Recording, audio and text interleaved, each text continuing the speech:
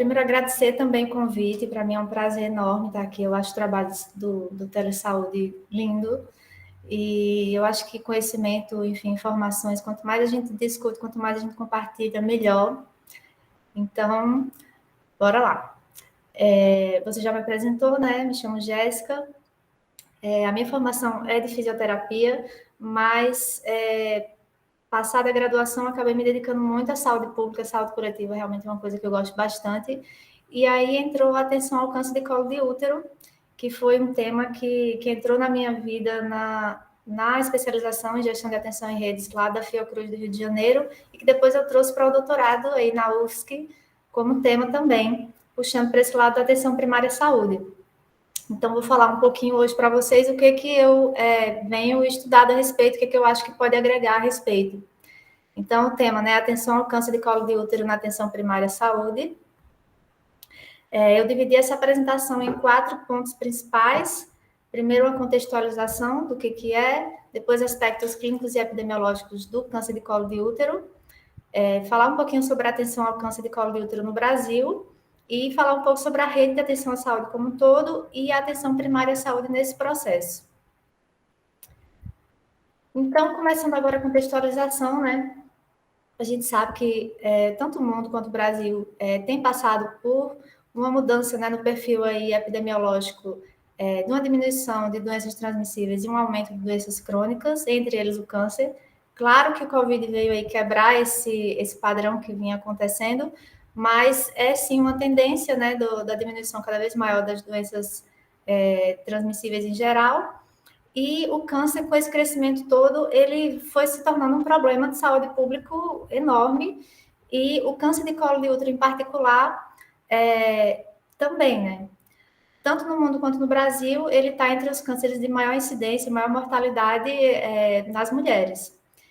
E uma questão particular do câncer de colo de útero é que ele tem uma diferença muito grande a depender da localidade onde você mora, a depender do país, a depender do bairro, enfim. Ele atinge a população de forma diferente a partir de contextos de desigualdade.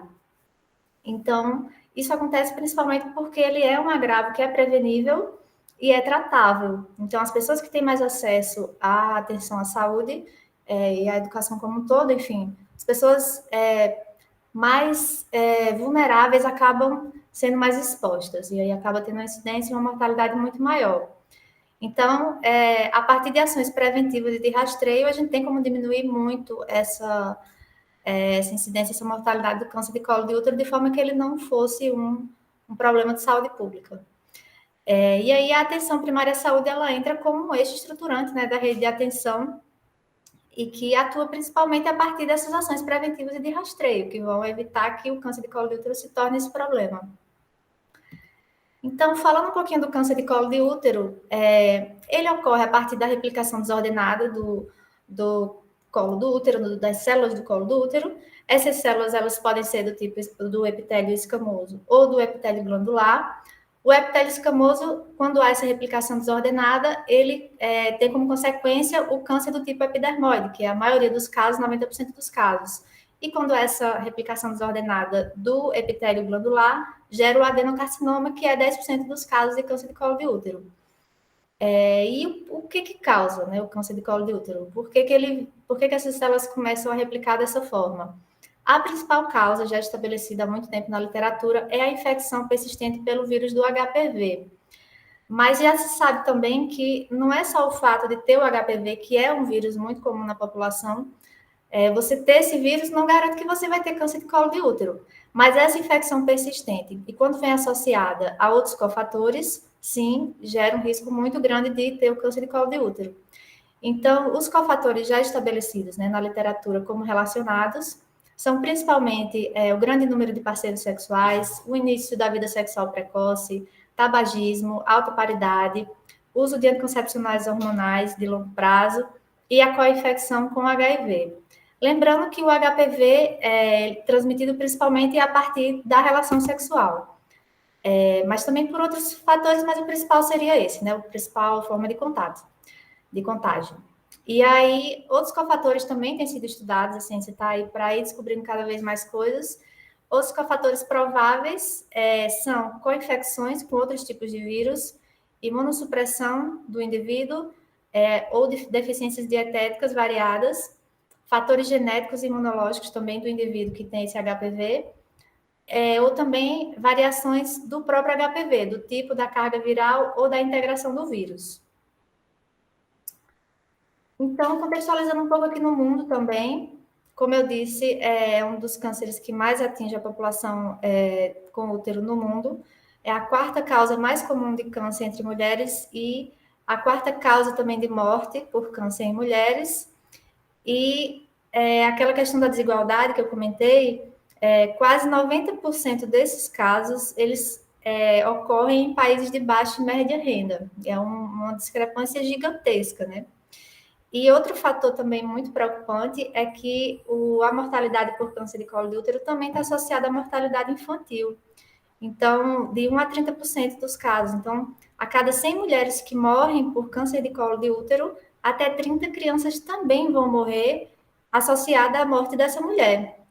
E é um valor, um dado que geralmente não é muito pensado, né? A gente acaba segmentando as informações muito poxa, aquela mulher, aquele útero, aquela situação, mas tem todo um contexto ali ao redor, principalmente infantil.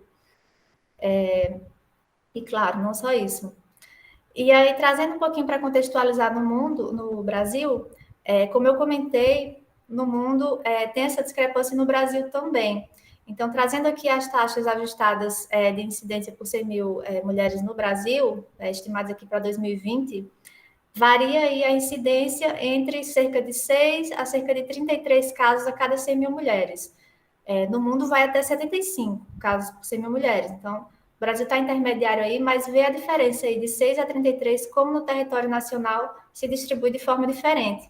E aí a gente observa aí, nesses estados com o azul mais escuro, são os casos onde a incidência está maior.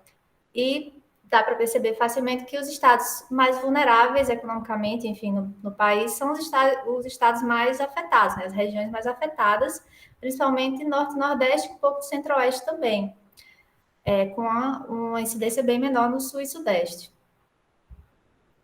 E vale lembrar também que a forma como afeta a população também está relacionada à escolaridade e à cor. Então, cerca de 60% dos casos no país são em população negra e população de baixa escolaridade. Trazendo um pouco aqui também sobre esse aspecto mundial, né? Considerando todo esse contexto de, poxa, como o câncer de colo de útero está afetando tanto a população e sendo um agravo prevenível. Então, em 2020, na Assembleia Mundial de Saúde, da OMS, foi elaborada uma estratégia para a eliminação desse câncer de colo de útero como um problema de saúde pública mundial. Ele é considerado hoje uma das principais falhas da saúde pública mundial, por isso, né? Por ser, enfim, prevenível, tratável e ter todo esse impacto tão grande. E aí essa estratégia, ela contou com principalmente 3 vertentes aí, que seria a vacinação contra o HPV, a prática de rastreamento e o tratamento oportuno. A partir dessas 3 estratégias, eles tiveram, a partir dos estudos, né, que a OMS, em conjunto com todos os pesquisadores associados lá, fizeram, eles viram que tem uma previsão de queda de incidência de até 90% dos casos de câncer de colo de útero até 2120, evitando aí cerca de 70 milhões de novos casos e 62 milhões de mortes no mundo todo. Então, aqui trazendo um pouco do que eles pensaram nessa estratégia, aqui a gente tem nesse gráfico a prevalência populacional da infecção pelo HPV, do pré-câncer e do câncer. Então, a gente observa aí, conforme a idade da população, a população mais jovem ali, a partir dos 15 anos, ela tem a incidência do HPV, da infecção por HPV muito alta. Quando vai chegando ali perto dos 30 anos, a gente observa que vai subindo a incidência a prevalência, desculpa, do pré-câncer, pouco depois do câncer propriamente dito. Então, as estratégias elas foram pensadas de acordo com essa conformidade populacional. Então, ali naquela população mais jovem, a infecção pelo HPV é o principal fator onde a gente pode agir. Então, bora vacinar esse pessoal. Principalmente garotas, né, meninas de 9 a 14 anos, o ideal seria essa essa vacinação acontecer previamente ao início da vida sexual, mas, claro, pode acontecer também depois, mas de preferência previamente. E essa vacinação hoje já se estende também para os garotos, né? E pensando também em ações educativas. Então, ações de educação em saúde, sobre sexualidade, sobre tabagismo, sobre todas essas questões que podem estar agindo como cofatores à infecção pelo HPV, como eu falei ainda agora. Uso de preservativo, enfim, entre outros. E aí, ok, primeira estratégia seria essa prevenção primária. Depois, pensando já nessa população aí do pré-câncer, próximo aos 30 anos, eles pensaram numa estratégia de prevenção secundária a partir dos 30 anos, que seria o rastreamento do câncer de colo de útero propriamente dito, que eu vou falar bem mais sobre, e que é o que a gente mais ouve falar sobre, que é o próprio citológico. E aí, o citológico, claro, feito de uma forma adequada, de uma forma que gere o resultado que se espera dele, para poder fazer o tratamento o mais rápido possível e evitar também que lesões pré-cancerígenas tornem-se cancerígenas, né? E a prevenção terciária seria realmente quando é identificado o câncer propriamente dito. Então, para todas as mulheres para que sejam as mulheres que sejam identificadas como tendo câncer de colo de útero, que seja feito o tratamento adequado a respeito. Então, aqui pensando, tanto cirurgia, radioterapia, quimioterapia, até o próprio cuidado paliativo nos casos mais terminais. Aqui eu trago um pouco agora nesse tópico sobre como é que tem sido a atenção ao câncer de colo de útero no Brasil. Então, a história ajuda a gente a ver também onde a gente está hoje, né? Pensando no contexto nacional, a gente teve o início da prática da citologia da colposcopia lá em 1940, claro, de uma forma muito mais pontual. Lá na década de 70, foi quando iniciou o Programa Nacional de Controle do Câncer, já pensando o câncer, como eu disse, como um problema que estava se virando, ganhando mais destaque, ao contrário das doenças infecciosas que tinham mais destaque antes. E aí, lá em 84, foi quando teve o Programa de Atenção Integral à Saúde da Mulher, que foi um programa que começou como pontual e depois foi desenvolvido estendido para o território nacional, em que o citopatológico ele foi considerado um exame de rotina na consulta ginecológica, que até então não era. Lá em 86 surgiu, então, o Programa de Oncologia, PROONCO, que era um projeto que já tinha essa expansão, né, para prevenção e controle do câncer de colo de útero. E em 98, sim, finalmente, o Programa Nacional de Controle do Câncer de Colo de Útero, que foi a partir de uma iniciativa pontual que era o Viva Mulher. E aí, a partir desse programa nacional, sim, foram começando a pensar estratégias para estruturar uma rede assistencial de atenção ao câncer de colo de útero. Lá em 99, foi instaurado, né, o Sistema de Informação do Câncer de Colo de Útero, que é o CISCOLO, e aí, a partir desse sistema nacional também, a gente tem uma informação mais detalhada de quais as pessoas que estão fazendo citológico, onde, como. Em 2005, veio a Política Nacional de Atenção Oncológica. Em 2010, um plano de ação para a redução da incidência e mortalidade do câncer do colo de útero, já identificado, né, como um problema que estava muito grande, então vamos fazer um plano de ação aqui para ver se a gente resolve.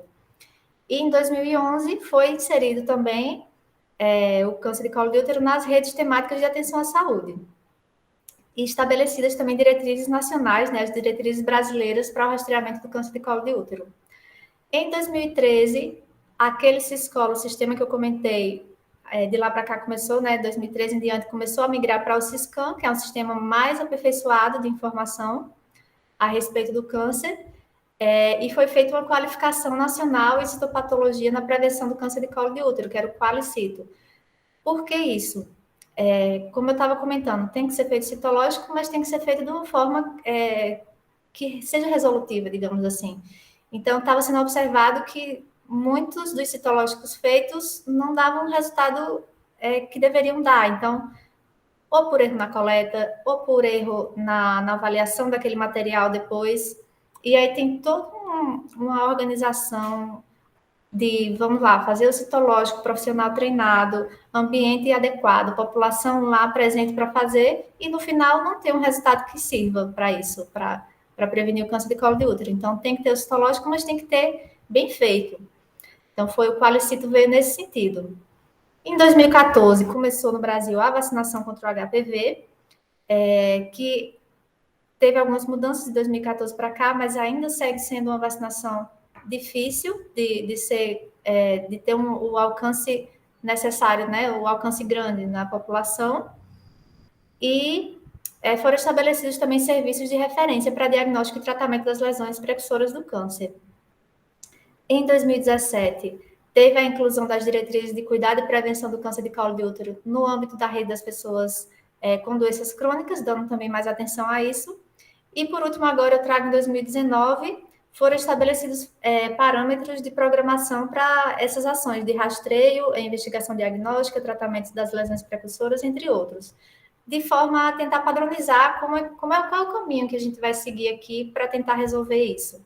Então, parâmetros nacionais para estabelecer nesse sentido. Então, ok, trago aqui que no Brasil, desde a década de 40, a gente já vinha pensando a respeito, já teve várias iniciativas para resolver, para combater, digamos assim, o câncer de colo de útero, para melhorar a situação da população nesse sentido, mas, infelizmente, hoje a gente ainda tem uma incidência, uma prevalência muito altas. Então, por que isso acontece? A gente tem uma cobertura do citológico em cerca de 83% da população, que é uma cobertura boa, mas, como eu disse, não necessariamente esse citológico feito traz o resultado que era necessário que trouxesse.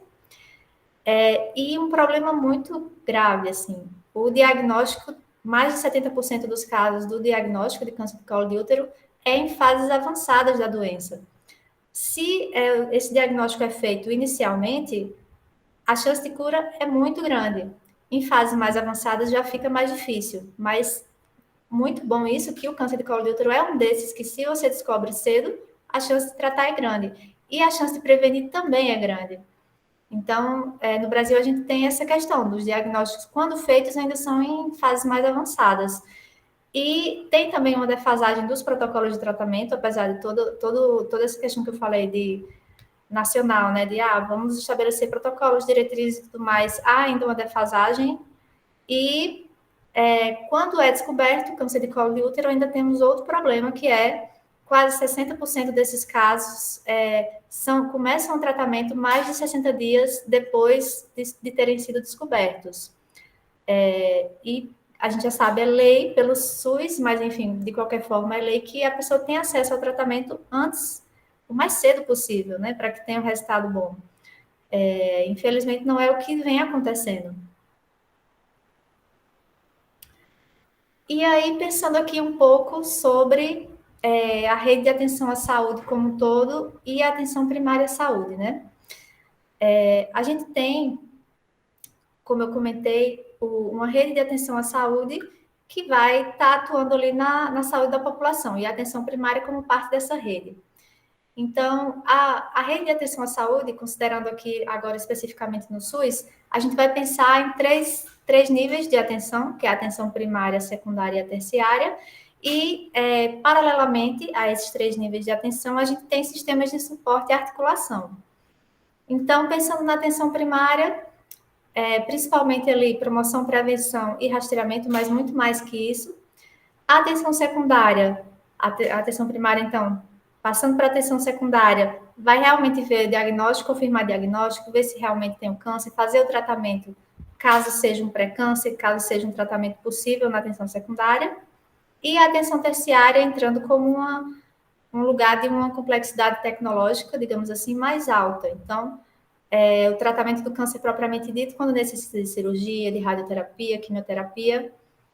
E os sistemas de suporte e articulação articulam aí dentro dessa rede de atenção, ligando os pontos. Então, é sistema de regulação de vagas, sistemas informacionais, são sistemas informacionais, como o próprio comentei, o Siscolo, o Siscam, todos os sistemas que ajudem a integrar esses diferentes níveis de atenção para que o indivíduo perpasse por toda a rede de uma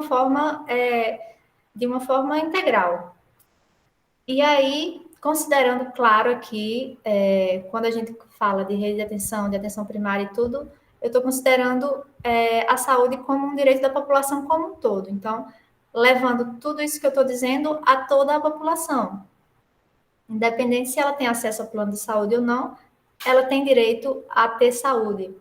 Então, é uma saúde pautada na integralidade, na universalidade e na equidade. Aqui o fluxograma do INCA, né, daqui de 2019, de como funciona mais ou menos essa rede, como é que funcionam os procedimentos da linha de cuidado ao câncer de colo de útero no Brasil. Então, a gente tem aqui, por exemplo, a população feminina de 25 a 64 anos, que é considerada aí elegível para a realização do citológico. E, claro, aqui eu estou falando do fluxograma dos procedimentos trazendo a partir do citológico. Então, ok, temos essa população aí, que é considerada a população chave dessa questão. Vai ser realizado o exame histopatológico de rastreamento. Esse exame, caso seja normal por 2 anos seguidos, só precisa ser feito novamente 3 anos depois. Ok, fiz o exame, deu um resultado insatisfatório, rejeitado por alguma questão da coleta, por alguma questão da análise daquele material, repete-se o exame. Deu normal, deu benigno, ok. Daqui a 1 ano eu faço de novo, se é a primeira vez que eu estou fazendo. Daqui a 3 anos, se eu já tinha um exame também dado normal ou benigno ano passado. Ok. Deu alterado esse resultado. Então, a gente vai ver que alteração que deu. Aqui eu trouxe as siglas, eu não vou entrar no mérito dos detalhes, mas a depender da alteração, a gente vai repetir o citológico ou a gente vai fazer a colposcopia, ou vai fazer um e depois o outro. Na colposcopia, que já é um exame um pouco mais elaborado, vai ter aí alguns resultados possíveis também, né? A partir do resultado da colposcopia, pode ser necessário fazer a conização, que vai ser ali meio que um tratamento do pré-câncer, e aí depois faz a citologia e colposcopia de segmento para acompanhar como é que evoluiu aquela situação. Pode ser feita a biópsia, e aí a gente vai ver aqueles famosos NICs, né, que tanto a gente escuta, NIC 1, NIC 2, NIC 3, a lesão invasiva propriamente dita, a metaplasia, e aí cada um desses resultados vai ser necessário um tratamento depois, ou pode ser necessário, depois da colposcopia, também repetir a citologia, avaliar o canal endocervical, como é que está. Então, ok, a partir da biópsia, digamos que a gente teve um NIC 1 ou a metaplasia. Então, vai ter só o acompanhamento da citologia e colposcopia. Caso tenha tido NIC 2 ou 3, vai para a conização, ou caso lesão invasiva, vai ali para atenção terciária, cirurgia, quimioterapia, radioterapia para fazer esse tratamento. Esse é um resumo esquemático de como é que funciona esse fluxograma ao longo da rede. E aí a gente sabe que a atenção primária à saúde, ela tem a importância dela reconhecida no mundo todo, mas existem também diferentes concepções de atenção primária à saúde. Aqui eu estou considerando a concepção mais abrangente ou integral, que veio a partir da declaração lá de Alma Ata, considerando, então, como eu disse, a saúde como direito e a população toda tendo acesso a essa atenção primária à saúde, uma atenção universal. Então, os atributos que eu trago aqui desse tipo de atenção primária à saúde que está sendo discutido, né, são os atributos aqui da Starfield, que são longitudinalidade, integralidade, coordenação do cuidado e atenção primária à saúde como porta de entrada preferencial aos sistemas de saúde. Então, pensando aí a atenção primária à saúde como a população inteira tendo acesso a ela atingindo a população, ela sendo referência para a população de todas as idades, desde criança até o idoso, todo mundo ter acesso a essa atenção primária à saúde, ela estando coordenada com os outros níveis de atenção, secundário, terciário, enfim, toda a rede de saúde estando interligada, e a atenção primária à saúde ajudando a interligar essa rede, sendo uma porta de entrada principal para essa rede, e ajudando a coordenar esse cuidado do usuário ao longo da rede. E, como eu disse, ela vem, então, como uma coordenadora do cuidado e ordenadora dessas redes de atenção à saúde, como porta de entrada ao sistema de saúde, porta de entrada principal. Claro que a gente tem também as urgências e emergências que pulam aí essa etapa. E aí, pensando na atenção primária dessa forma mais abrangente, chega aqui a pensar, ok, a gente sabe que a atenção primária à saúde pode atuar aí na atenção ao câncer e ao câncer de colo de útero, que é o objeto aqui.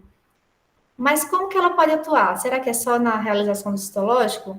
E aí a gente vê que não, que a atenção primária à saúde ela pode ir muito além disso.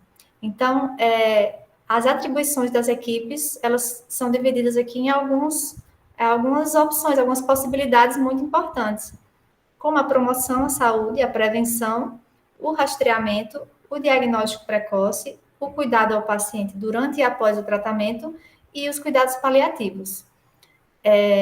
Não é usual a gente pensar na atenção primária à saúde, ou a gente pelo menos ver a atenção primária à saúde tendo todo esse alcance, mas ela tem um potencial enorme para isso, e se ela conseguir, se as equipes conseguirem, né, atuar em todas essas vertentes, a gente vai ter uma atenção primária à saúde muito mais potente, com muito mais capacidade de realmente resolução do câncer de colo de útero, né? Então, eu estou trazendo essa apresentação muito nesse sentido, da gente pensar como a atenção primária à saúde ela pode agir nessa questão toda, né, do câncer de colo de útero. O que é que a gente pode pensar a mais do que o que já é feito a respeito, né? Então, vou trazer aqui ponto por ponto desses que eu falei, dos atributos que as equipes podem atuar sobre, né? Então, pensando primeiro em promoção e prevenção, que já é muito comum a gente falar em promoção e prevenção na atenção primária à saúde. Então, o HPV é a principal causa do câncer de colo de útero e, enfim, temos a vacinação contra o HPV, que é a vacinação aqui no Brasil é muito pela atenção primária à saúde, isso é maravilhoso. E, de preferência, que essa vacinação contra o HPV venha antes do início da vida sexual. A vacinação já faz parte, né, do calendário do SUS.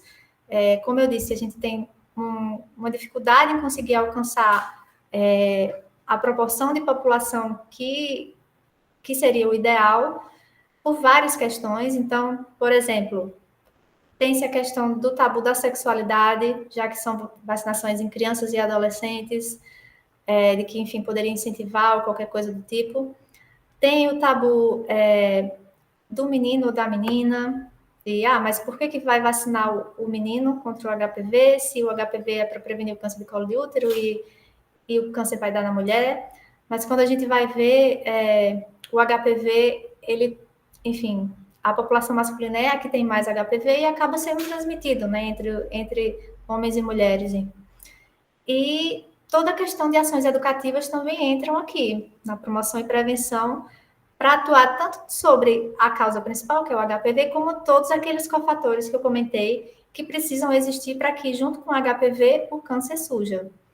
Então, ações educativas sobre tabagismo, sobre planejamento familiar, sexualidade, enfim, vários fatores, alimentação saudável, todas essas questões que a gente já sabe, que a atenção primária à saúde pode atuar, seja no próprio âmbito da unidade de saúde, seja nas escolas, enfim, igrejas, toda aquela rede comunitária em que ela pode estar atuando. Destaca aqui também o trabalho fenomenal dos agentes comunitários de saúde na promoção e prevenção, e tudo isso entra como essa primeira etapa aqui, de onde a atenção primária à saúde pode atuar.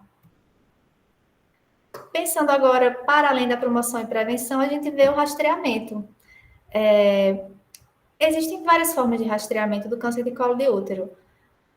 E vários sistemas de saúde pelo mundo fazem isso de formas diferentes. Então, a gente tem programas de base populacional, que é o mais ideal, digamos assim, que você vai saber na população, ok, temos aqui essas mulheres de tal idade a tal idade, isso vai variar de acordo com o programa, e, enfim, conforme os estudos vão andando, vai variando a idade que se considera ideal para fazer essa pesquisa, nesse rastreamento.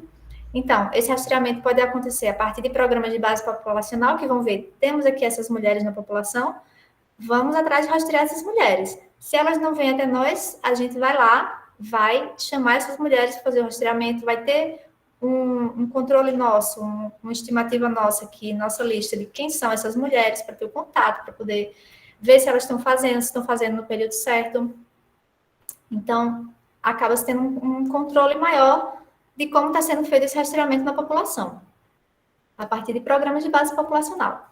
A segunda forma é a triagem oportunista, que também é muito comum aqui no país, que seria aquela coisa de a mulher vai atrás de fazer o rastreamento. Então, planos privados, isso é muito comum. Seja uma vez por ano, a cada 2 anos, a mulher vai lá, marca o ginecologista para ela, vai lá e faz a triagem oportunista. A de base populacional já é a que seria da atenção primária à saúde pelo SUS aqui no Brasil. A equipe tendo noção de quem são essas mulheres e fazendo também a busca ativa dessas mulheres. Se elas são feitas campanhas e tudo mais para a pessoa ir lá para o posto, mas também a equipe pode ter esse controle e o agente de saúde, a enfermeira, o médico, toda a equipe podem também conversar com essas mulheres e chamar, bora lá fazer o rastreamento, estou vendo aqui que você fez já faz certo tempo, pessoa lá cadastrada, né, na família, cadastrada na unidade de saúde da família ou outro formato da atenção primária, e a equipe tem como, a partir desse programa de base populacional, convidar essa mulher para fazer. E esses são os 2 principais tipos de rastreamento, né? E como é feito também esse rastreamento, não existe só o citológico. Ele pode ser feito também a partir de teste de DNA de HPV e pela inspeção visual com ácido acético. A inspeção visual com ácido acético é uma forma mais antiga e muito mais barata também. Então, principalmente nos países que têm uma condição mais difícil de fazer o citológico, essa inspeção ela pode ser muito útil. E o teste de DNA de HPV já vem como uma ferramenta mais recente e que existe também a possibilidade da mulher fazer uma coleta nela própria, ela fazer a coleta lá para ver se tem o HPV, mandar lá seja para a unidade, para o laboratório, para ver se tem ou não, para a partir daí ver qual vai ser o próximo passo. Passando agora a seguinte, a gente já falou promoção, prevenção, rastreamento, e agora vamos para o diagnóstico precoce. Como eu disse, o ideal é que seja diagnosticado precocemente o câncer de colo de útero. A partir do rastreamento, a gente tem como fazer isso. O diagnóstico tardio, infelizmente, está muito associado ao aumento da mortalidade.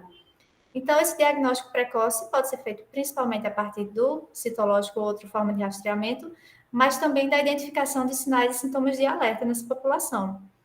E a partir desse diagnóstico precoce é possível um encaminhamento oportuno, um encaminhamento em tempo hábil de se fazer um tratamento que tenha maior chance de sucesso.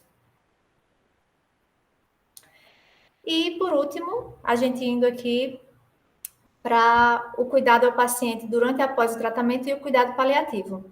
A gente fez promoção, prevenção, rastreamento, teve todo esse cuidado de fazer o rastreamento e de fazer o diagnóstico precoce, mas ok, essa pessoa está com câncer, o que a gente faz agora? A atenção primária à saúde não vai ter como fazer o tratamento propriamente dito, no caso do câncer, mas ela tem como mediar esse paciente, o caminho que ele vai percorrer na rede. Então, como encaminhar esse paciente, como manter uma boa comunicação com a atenção secundária terciária. Sei que é muito difícil essa comunicação, a gente ainda tem sistemas de informação e pontos da rede que não são muito bem integrados, mas que são coisas que, enfim, que a gente sabe que pode melhorar muito a qualidade da saúde da população e do serviço em si, se a gente conseguir fazer de uma forma melhor. Então, o cuidado ao paciente durante ou após o tratamento começa nisso, em como você vai encaminhar o paciente, sabendo do resultado, como ele vai ser encaminhado, e como você vai manter contato com esse paciente a partir daí. Considerando aqui a integralidade e a longitudinalidade, como eu já disse, da atenção primária à saúde. Então, é aquela equipe que encaminhou aquela mulher para a atenção secundária ou terciária, mas que, e aí, novamente, destaca o papel do agente comunitário de saúde, é muito importante nesse caso, é aquele agente comunitário que mantém o contato com a família. E aí, como é que está sendo o tratamento? E aí, você está precisando de alguma coisa? Entra aqui também muito, muito importante o papel do NASF, aquela mulher ou aquela família, aquela pessoa com útero que está precisando de um suporte, por exemplo, psicológico durante o tratamento, é um tratamento muito pesado, suporte de assistência social. Então, a atenção primária à saúde, ela estando atenta a como está essa pessoa durante o após o tratamento, ela tem como startar várias coisas que podem auxiliar aquela pessoa e aquela família. Então, lembrar que, a partir do momento que foi diagnosticado o câncer, aquela pessoa continua sendo uma população que faz parte daquela equipe, daquela unidade de saúde. E, pensando para além, se a gente chegou num ponto em que esse câncer ele realmente não vai ter cura, pensando já em cuidados paliativos, acaba sendo uma coisa também muito feita mais no âmbito hospitalar, mas que a gente pode ter uma qualidade enorme na atenção domiciliar, que também pode ser feita a partir da equipe de atenção primária à saúde, a equipe de saúde da família, ou os próprios serviços de atenção domiciliar, que não são diretamente atenção primária à saúde, mas que estão ali trabalhando junto também, e junto com o NASF também, de forma a otimizar esses cuidados de fim de vida. E aí, a atenção primária à saúde, ela pode agir nisso tudo, como eu comentei com vocês, e só que para isso ela precisa ter estrutura, né? É lindo a gente falar como o SUS e como a atenção primária à saúde pode fazer coisas sensacionais, mas se a gente não tem recursos para tal, não adianta de nada. Então, a gente precisa de estratégias que apoiem a atuação dessa atenção primária à saúde no seu papel central de cuidado ao câncer, e precisa de estruturação dos serviços em si, então, seja das unidades, seja tanto questão física das estruturas das unidades de saúde, seja em aquela equipe, aquela unidade não está sobrecarregada com uma população muito grande para que ela dê conta, então ela não vai conseguir fazer um trabalho tão bom se a população adscrita àquela unidade, aquela equipe, aquela unidade é uma população enorme.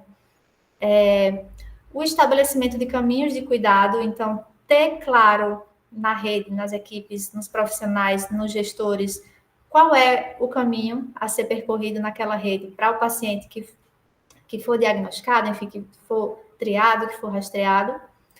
E destaco aqui de novo a aplicação de ferramentas de comunicação que podem auxiliar muito nesse processo todo. A gente se comunicando bem, a rede entre si, os gestores com os profissionais entre si, se comunicando de uma forma boa, de uma forma eficaz, vai fazer o processo andar muito melhor.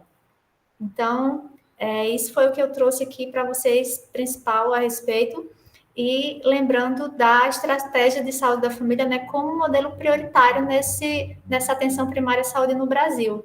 A gente sabe que a estratégia de saúde da família, apesar de ser dada como modelo prioritário, ela tem sofrido, principalmente nos últimos anos, muitas perdas, né? Então, essa questão que eu falei, que a gente precisa de ter condições para fazer um trabalho bom, tá difícil, com o Covid mais ainda. E aí eu trago aqui como alguns desafios, então, para que isso seja posto em prática: o financiamento, a cobertura da atenção primária à saúde e a mão de obra, esses três principais desafios. E a mão de obra, como eu disse, principalmente agentes comunitários de saúde e o NASF, tem tido uma diminuição muito grande no país, né? E a própria iniquidade do acesso. Então, pensar no potencial que a gente tem, como a gente pode chegar lá e agir nesses desafios para tentar melhorar a situação da população brasileira, né, no câncer de colo de útero. Trago aqui algumas referências que eu usei no trabalho, nessa pesquisa e nessa apresentação. E aqui meu contato, se alguém quiser falar, discutir qualquer coisa a respeito, também sempre aberta. E abro aqui para perguntas e respostas. E nós já temos alguns comentários aqui no chat. Aí nós temos a Rosilda, que ela fez uma pergunta. Considerando que é essencial fazer a promoção da saúde, evitando e minimizando a ocorrência de casos, existe alguma preocupação no sistema público atual em relação à educação sexual dos meninos e meninas com relação às infecções sexualmente transmissíveis e o surgimento do câncer de colo de útero? Sim, só revendo aqui. Sim, a gente sabe que é essencial, né, fazer essa promoção, mas é uma coisa complicada o fato do SUS ele ser enfim, a gente sabe que no país a saúde é um direito e a gente sabe que o SUS é o nosso sistema, mas na prática a cada gestão que vem, seja nacional, seja estadual, seja municipal, diferentes prioridades são dadas e diferentes visões são dadas ao que vai ser feito. Então, hoje a gente está com uma situação mais delicada em relação à educação sexual no país. Ela está sendo tratada de uma forma maior como tabu do que o que já foi há alguns anos, que acaba complicando a situação da educação sexual. Então, o acesso à informação, à educação sexual por crianças, por adolescentes, vai ajudar eles a ter maior noção do que pode ser feito, do que não pode ser feito, do que é saudável, do que não é saudável, e não incentivar essa população a ter um início precoce, né, da vida sexual. Então, a gente tem sim muitas ações de promoção e prevenção a esse respeito, mas considerando aqui, né, na pergunta sobre o sistema público atual, considerando, se você for ver, de qual governo que está à frente, de qual governo estadual, municipal ou nacional, a visão vai ser diferente. Então, em alguns lugares, tem mais ações a esse respeito, porque se considera a educação em saúde mais importante, em outros lugares, a educação em saúde relacionada à sexualidade é tida como um tabu, então ela não é muito trabalhada. Certo, obrigado, Jéssica. Aí aqui a Lenir perguntou qual exame para saber se os meninos estão com HPV ou sintomas, né? Como avaliar, como, enfim, chegar a um diagnóstico de HPV em meninos. Sim, sinceramente eu não vou saber te dizer. Eu trabalhei muito voltada a essa questão do câncer do colo de útero realmente em mulheres, mas é isso. A questão da rede, a questão da informação, da comunicação está aí para ajudar a gente. Então, se você trabalha numa unidade de saúde, nossa, estou em dúvida, não sei se tem ou se não tem, entre em contato com a equipe lá da Secretaria Municipal, com a equipe de apoio, vê lá no seu município o que é que tem disponível, para onde você pode encaminhar essa pessoa, que exame, que profissional vai poder ajudar nesse sentido. Certo. Aproveitar também, né, como, enfim, a pergunta, também pode estar encaminhando essa dúvida que você tem, Lenir e Enir, para o nosso serviço de teleconsultoria. Nós temos profissionais teleconsultores que estão aí à disposição, que podem estar auxiliando, né? Se você tiver alguma questão, caso clínico, uma dúvida geral, né? Você pode encaminhar que os profissionais vão tanto utilizar os protocolos, o que existe de evidência científica mais atual sobre cada caso, ou sobre como as coisas estão organizadas dentro da rede, né, estadual, municipal, enfim, para a sua realidade aí. Então, tem o nosso serviço de teleconsultoria, que os nossos profissionais teleconsultores vão dar esse apoio, esse suporte, ajudar a tirar dúvidas também. Então, você pode estar encaminhando essa dúvida também, uma sugestão para o nosso serviço de teleconsultoria, tá bom? Como foge um pouquinho aqui da nossa temática, né, em relação a meninos, enfim, e diagnóstico. Então, pode estar utilizando esse outro serviço, aí já fica sabendo um pouquinho mais do nosso catálogo de serviços aqui do Telesaúde UFSC. Aí a Juliana Vieira Rabelo pergunta, e quando evidente alteração celular no colo, vem resultado citopatológico normal? Eu estou entendendo que é aquele sentido de você estar vendo que tem alguma coisa estranha ali, mas o resultado do exame deu normal. Infelizmente, como eu falei, existe o exame que vai vir com resultado errado mesmo, seja pela forma como foi vista ali a lâmina no laboratório, seja pelo transporte que não tenha sido adequado daquele material para fazer análise, seja da própria coleta. Então, várias coisas nesse processo podem levar o exame a não ser confiável. Se você está vendo que é evidente uma alteração e o exame deu normal, então seria repetir esse exame ou passar para a próxima etapa da colposcopia, do encaminhamento para, enfim, um profissional de um nível de atenção mais especializado. Acho que nós não temos mais perguntas, o pessoal também já está saindo da sala, já diminuiu bastante o nosso número de conectados.